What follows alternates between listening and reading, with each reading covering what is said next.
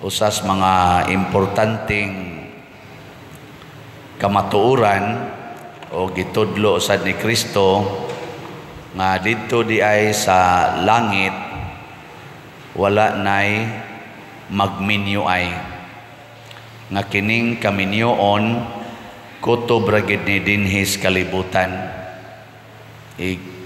Abot na dito sa langit wala nay minyo dito. Muna sa may buhaton ninyo mga minyo, ha? Higugmaa ang Ginoo labaw sa inyong pamilya. Mao jud nay buhaton ay pagsigig higugma ng imong anak, imong bana, imong asawa labaw sa Ginoo. Kay inigabot na to dito sa langit ug malangit man ta, wa na gyoy minyo dito. Mao na gilingay mong tupad. Ning nadi na lang kata magminyo. Ana.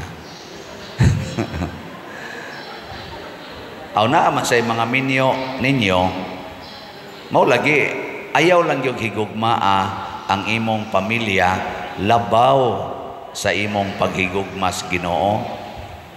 Kay wa ginay ayo nganong kan amay imong higugmaon ang mahanaw ra. Kadto higugmaa ang di mahanaw ang Ginoo. O yun mo dili. O kana. Nya unsa may mahitabo kon ang Ginoo mo itong higugmaon labaw sa atong pamilya, labaw sa imong bana, asawa, anak, ginikanan. Makamautang mosunod sa kabubuton sa Ginoo. Muna si Tobit diri sa atong unang pagbasa, nagmahay siya sa Ginoo o gani gusto na siyang maghikog pero ni-resolve gyud siya kay tungod sa kalisod na ba siyang pamilya ba, nabuta siya ana. Tungod sa kalisod sa iyang pamilya, nakamahay siya sa Ginoo, nakahuna-huna siya nga sa mga sala tingali ni sa akong mga katigulangan, mauning naingon ani ko bisag gabinuutan ko. Nagmahay siya pero nibalik siya sa pagsulti nga ang imong kabubuton Ginoo mo'y akong sundon. Kung imo kong patyon okay ra sad. Ana.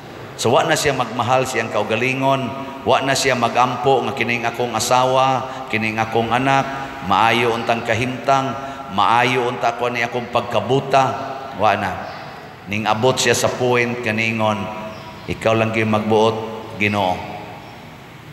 Si Sarah sad diri sa atong ebanghelyo sa unang pagbasa, gitamay kay kapito siya na minyo nangamatay ang iyang pito ka bana kay gisudlan siya atong yawa nga mamumuno og bana. Say gana tong yawa ato daghan nam sa dinhi mga ngandeng yawa diin ka ni bunyagi ning yawaan ni. Kisa to nga na to atong yawa limot man ko adto.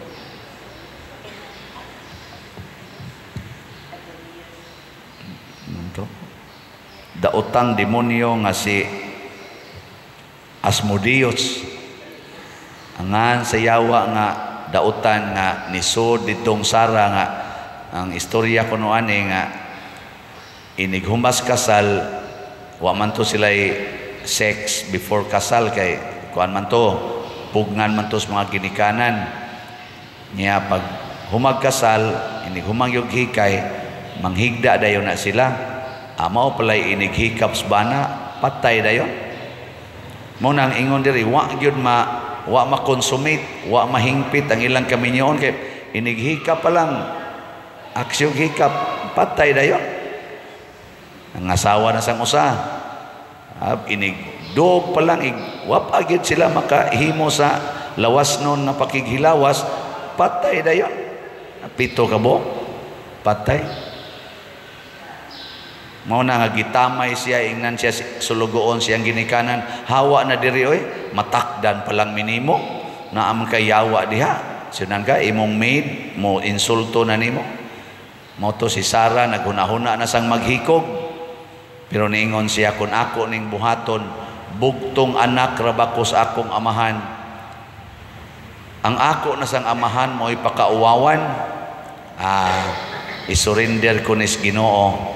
Nya ang Ginoo na mag-igo nako kun iya bakong patyon. So surrender gyapos Ginoo. Mo na sugod karon kamong mga bana, higugmaa ang Ginoo labaw sa inyong asawa. Kamo sang mga asawa, higugmaa ang Ginoo labaw sa inyong bana.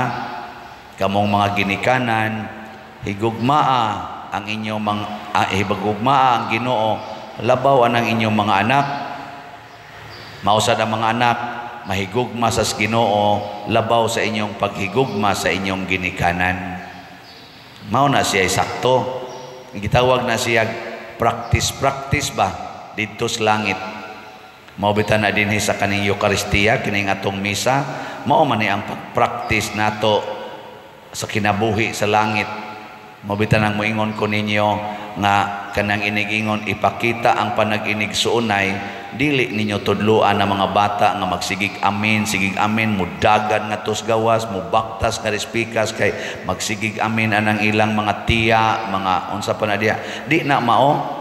Ang liturgical action diha nga gitugot nato yango-yango lang ana ngano man tungod kay ga-practice ta nga managsuon ra tang tanan dito sa langit, wa nay labaw nato.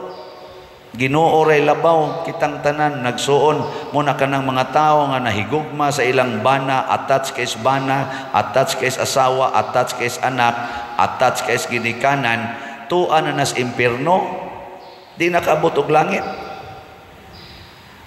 Wadi na gisulting Kristo, kinsa to nga mahigugma sa iyang amahan, inahan, igsuon, asawa, bana, sa iyang balay ug sa iyang kaugalingon, labaw kanako, dili angay kanako.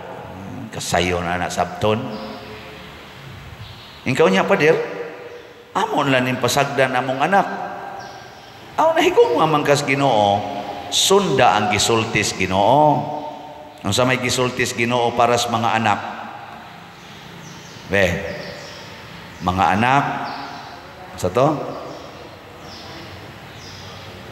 Tahura ang inyong mama o papa, ayaw silag palaguta. No, mo na mga anak, di yun magtinapulan. Kay sugo mas Ginoo. Bisan pag ang ilang mga ginikanan, mga yawanon kay batasan, sigig pangasaba, siging panaway, siging kanaganing yaw-yaw, mga demanding kay tanan. Ana, di may radyo mga anak nga, okay ra gid ni, total mamatay ra man ni siya, mamatay ra gid ni. Igabot na mo sa langit, dili na man ninako siya papa, di na ninako siya mama, igsuon na lang ninako. Ako lang gining paminaon, ako lang gining sundon, ako ning tahoron, total sa dili madugay, mamatay man gid ni siya. Ana. Samtang dip ako mamatay, samtang dip ani siya mamatay, ako gyung higugmaon kay sugo nis Ginoo. O di ba? Mga bit imong bana, nganong masuko pa man ka nga nangigsuon ra man sa silingan. So adto sa nimong kabit, yango-yango kay sa ngano man kaday gayango-yango man kanakon sa akong gipakita ang atong panag-inig suunay. Naa man day akong igsuon des inyo, ana? Ingka nabuang na maingon tong kabit ba nabuang naman tingin ni bayhanan nganong nangigsuon naman ninako. Nya maingon day ka di bitaw day oy. Gusto lang unta ko ba nga malangit ang tulo. Ana nya kamura bang duha murag padong na mos impierno. Kay di naman na sugos Ginoo ang inyong gibuhat, supak naman na sa sugos Ginoo. Ana ba? Kay kung di ta mahigugmas Ginoo ingon aning paagiha, mura nagkitay Ginoo, kita nay mo secure sa atong kaugalingon, hangtod na lang noon magbuhat na ta og supak sa gitudlo sa Ginoo, nganong daghan marong mga bakakon. Kamo wa mo mamakak. Ilingay mo ito pa din na wa ka kapamakak. Ingna.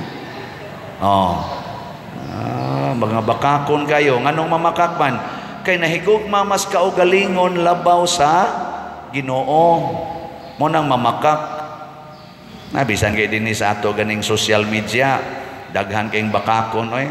Gahapon ana sa toy nag-text nako katong ato dinhi gisulti nga nangilad nga gigamit ako nga sayo pra bang spelling basig iya sa narong koreksyonan. Tanawan ninyo nasa screen.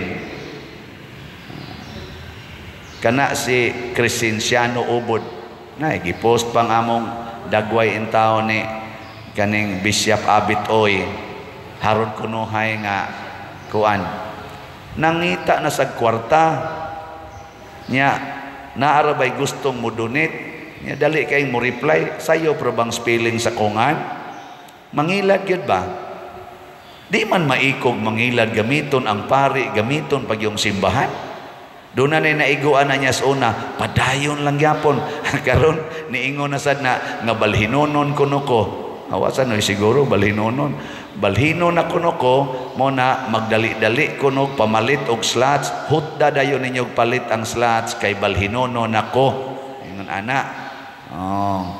mo nang na ako na mo donate untag 58,000 ang pila pa to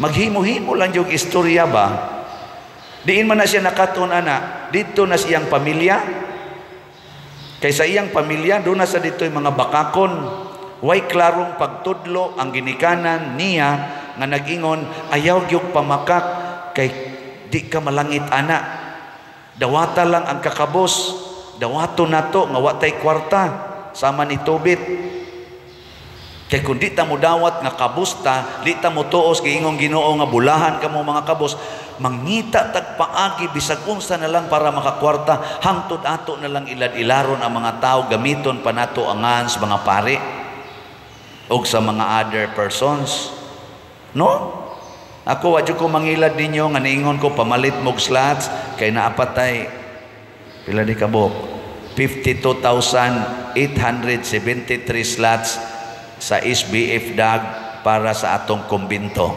di gini para nako para ni sa simbahan para ni sa inyong simbahan kay kamo may taga parokya ako pila na lang tuig ikan karon wa na og di mamatay mabalhin gyud mawa gyud ko dire pero para ni sa simbahan ako apil sa kog palit og slot na tungod kay niin man ta sa social media unsa sa gibuhat sa uban hala ang atong mga homily ilang ipangmutang sa ilang YouTube sad nga channel butangan pag yung mga caption nga law ay kay tanan ako para bang naong ibutang didto kana bang kaning tawhana kaning ga-vlog nato daghan-daghan man sila pero niya usa ga-vlog nato ako na ning giwarningan ibalik ko ning sulti karon di lang ko ni hinganlan bisag nagkita na mi dinhi ngano man ka Brad nga imo maginang butangan ang akong title sa akong homily anang mga law ay kaayo o bugal-bugal o katawanan nga mga titulo ingon ana jud ka kamutamay og pare nya nakakwarta pag yung ka ana pastilan diin bang kanakat-o ni ana didto gihapon nas pamilya nga wa magsulti nga higugmaa ang Dios tahura ang mga sinugo sa Dios kay matod para ba ni Kristo ang mudawat kaninyo midawat kanako og midawat sa nagpadala kanako bugal-bugalan nimong pare butangan pa nimong title nga katawanan aron attractive unya inig tan-aw sa mga tao mo view dayon aron naa kay kwartang madawat pastilan diin man tao na nimo makuha ng batasana mas gihigugma nimo ang kwarta kaysa dignidad sa pari nga naningkamot in taon pag tinarong sa kinabuhi no tungod lang kay makakwarta ka ana tungod lang kay mapahimusla na nimo ang paria kung mao nimong i-title daghan dayong mo view ato dinhi ang atong kaning atong YouTube channel ug matay i-post kada adlaw moabot na lag duha ka adlaw maglisod pag 30,000 ang mo view ang iya didto daghan na kay mo view kay bugal-bugal man ay ikaw Brad basig di ka malangit ha nga nagkita nami ana dinhi nagsuri na siya pero gibalik lang yapon kana bang wa tay baruganan ba tungod kay wa tay gugmas Ginoo mas gihigugma nato ang atong kaugalingon. Una ako karon ninyo, nag-view mo or kamo din nanimba, sige kog hangyo ninyo nga suportahi ang simbahan. So kining atong YouTube channel maonay sunda. Ayaw mo pagsigig view labi na mga bugal-bugalo na sa mga buutan nga mga vloggers magsige maginagingon suportahin ning channel ni Padre Siano ha. Okay kayo na siya. Nya daghan pa kay siya viewers. Malipay rasad ko labi nagnindot sa dangyang ipang caption. Sige, kanindot ana i-share nato ning akong homily og naa may makagusto ani, makagusto man mo ani. Sige. Nya ako sad mo ingon sa ko ninyo suportahin ning kaning atong YouTube channel. Sa tinganan niya itong YouTube channel, Padre Siano Ubod. Kana, maunay ngan, nga inyong suportahan, dili ng lain nga mga ngan. Kanang ngana, naadiha, murag 100 ko ning ato, 50 kapin ang atong subscriber, jutay pa intao na, kung atong itandi niya ng ubang milyon-milyon na, pero di na mo importante, mo support mo view, mo like, mo subscribe, baka mo share. Unsa may tumong aron nga do natay madawat nga share ni ining atong gibuhat nga financial nya itabang nato sa atong mga kaigsuonan, dili na para nako nga tag-iya aning maong account. Pasalamat lang pud ta sa YouTube platform nga mihimo niini o sa kanang sa Facebook nga mo share sila, although business man pero at least nag-share sila nganhi sa mga tao nga nakatabang pod sa ilang business. Sama nato katabang tagamay ana. Pero kining tanan dili ni paghigugmas kwarta, ang pagsunod sa Ginoo, ang paghatag o pagsabwag sa mensahis Ginoo nga ang langit mas importante kaysa kalibutan, ang Ginoo mas importante sa atong pamilya. Dili ta makahigugma sa atong pamilya kung dili ta mahigugmas Ginoo. Musangko ratas inilaray, binakakay, inawayay og panagbuwag kay wa man ta mahigugmas Ginoo. Mo na ang Ginoo niingon, wa nay minyo ay didto. Ang Ginoo mao'y Ginoo sa mga buhi, higugmaa ang Ginoo. Mao bitaw diri sa atong tubag sa Salmo, kanimo o Ginoo akong gibayaw ang akong kalag. Ngano man kay ang kalag din ana magminyo, ang kalag di na manginhanglag balay, ang kalag di na magkinahanglan og kwarta, ang kalag di na magkinahanglan og mga degrees, mga professions, mga title sa kinabuhi dinis kalibutan. Usa ra jud gikinahanglan sa kalag, Ginoo. Matud pa sa ubang salmo, my soul is thirsting for you, O Lord my God. Ang akong kalag giuhaw kanimo, O Ginoo. Kana ra jud gikinahanglan. Once ato na nang ihatag sa kalag, ang lawas monindot, malipay, hastang atong community mahimong malipayon. Wa na ning inilaray, wa na ning korupsyon, wa na ning gubat, wa na ning siging kalaway sa kinabuhi. Mahimo na tang malinawon, malipayon ug balaanon nga kinabuhi dinhis kalibutan. Musumpay dayon didto sa langit. Sige, katapusang lingi hingna sugod karon at timanon na nato atong kalag ha. Nakalag na.